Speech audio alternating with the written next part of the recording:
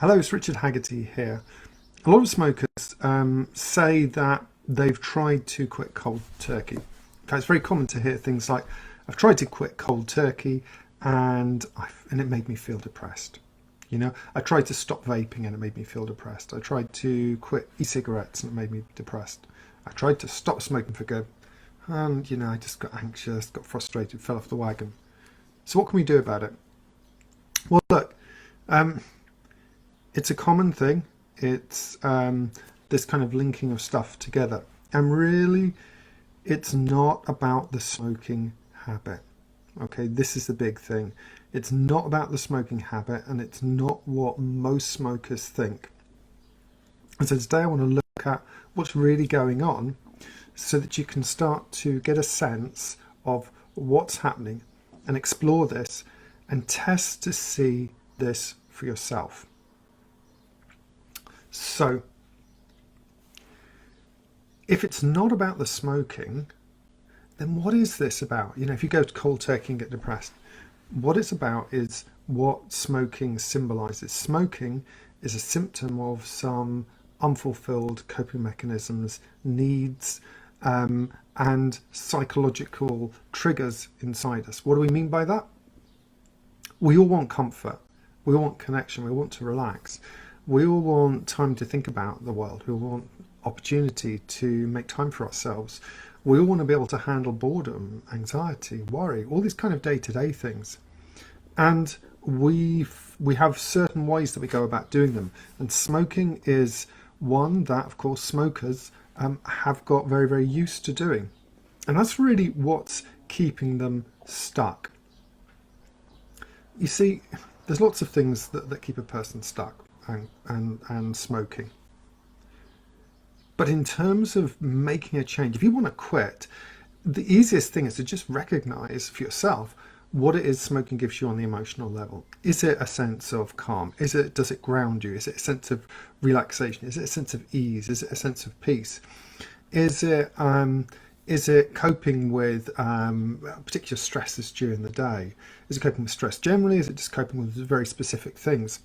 Once you can identify that, once you can understand that, then you see you can start to deal with the real core thing, which is actually what the smoking's doing for you rather than the smoking itself.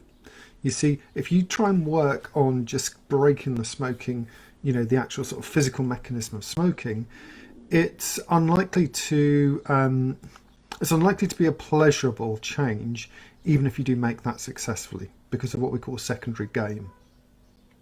So it's worth mentioning a little bit about secondary gain. Secondary gain is probably the easiest way to explain it is I had a friend years ago, he was ill, went into hospital, came out and spent a month recuperating. Everyone was going around him, bringing him food and drinks and chocolate, and he just got to watch the TV. And he said after a while, it was just one of the greatest things of his life, and he just wished that he could continue like that. And this recovery was really quite slowing down. And I can laugh about this now, but the thing is, it's very much like this with smoking, okay? Smoking gives you some emotional fulfillment, okay? It's a way of coping. It's kind of like a psychological and emotional crutch. And this is the thing to address, okay? To make sure that you feel inside at the emotional subconscious level that you can deal with things. Once you know that you can do that, you can become a non-smoker. All right, you can become a non-smoker. And becoming a non-smoker, it's really about a shift in identity, okay? And to make that shift in identity, you will look at the way things are, you accept that they're not, that you want life to be different, and then at that point you can start to ask yourself, what would a person who's a non-smoker live life? What would their life be like? How would they live like this?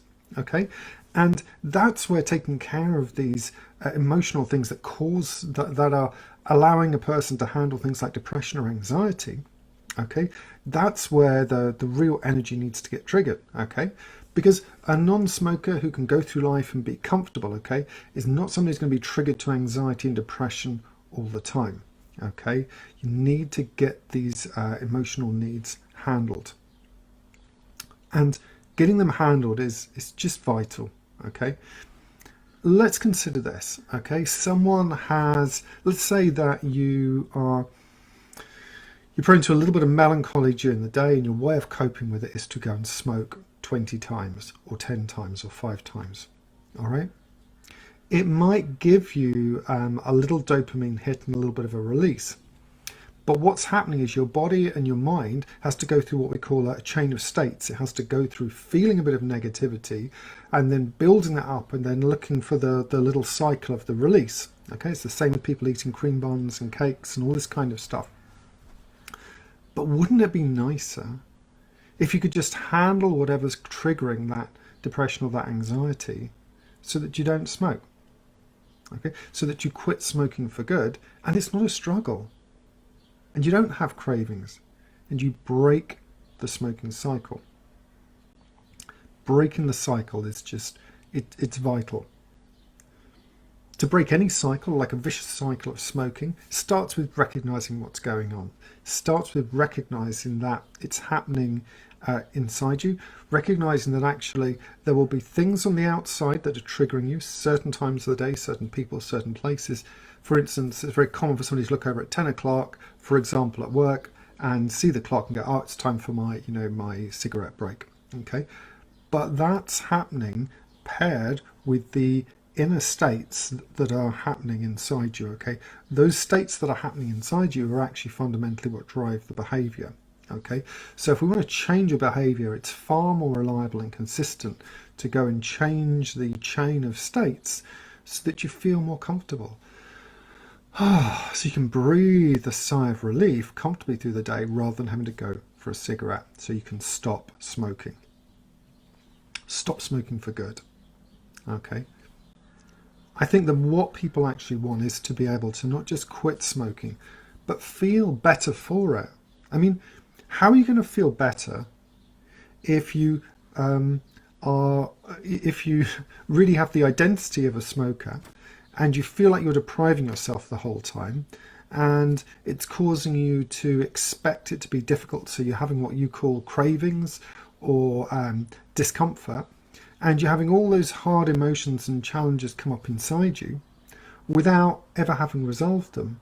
What's that going to be like in terms of you developing an identity of a non-smoker? It's going to be very, very hard, because you're going to be constantly having this kind of yo-yo in terms of your emotions and exerting willpower to try and stop smoking. And willpower doesn't work for stopping smoking. Why doesn't willpower work? Well, look, willpower doesn't work for stopping smoking for this reason. It's a finite resource, okay? It's topped up at the beginning of each day. The research on this is pretty clear. There's still some really interesting debates on this in academia, but fundamentally you wake up during the day and let's say you've got 100 points of energy, completely topped up. During the day, the effort that you expend on things depletes that down, okay? And on those days when you start off with less units and you're tired and you have a whole bunch of things coming at once, people have a tendency to, there's less willpower to resist things. So if you're spending time using willpower to resist things, what that does is that uses some of these, should we say, these subjective internal units. It's very, very tricky then to maintain a habit that you haven't changed unconsciously, because you're having to consciously put energy in. And what happens if that energy runs out? Well, that's when people cave in.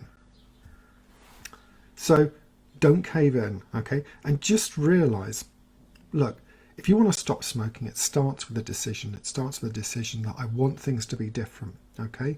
And recognize the emotional needs, the feelings that you're given, whether it's anxiety, depression, whether it's just feeling a sense of comfort or a sense of ease, whether it's a sense of connection, whether it's relieving boredom. Just start to notice for yourself where that is being triggered inside you, how that is, how smoking has sort of come about and your relationship to it. Once you understand that, whatever approach you do, whatever approach you decide to, it's much more likely to succeed. So you don't stay stuck, because you don't want to be stuck in that cycle of feeling bad. You want to become a non-smoker and stay a non-smoker.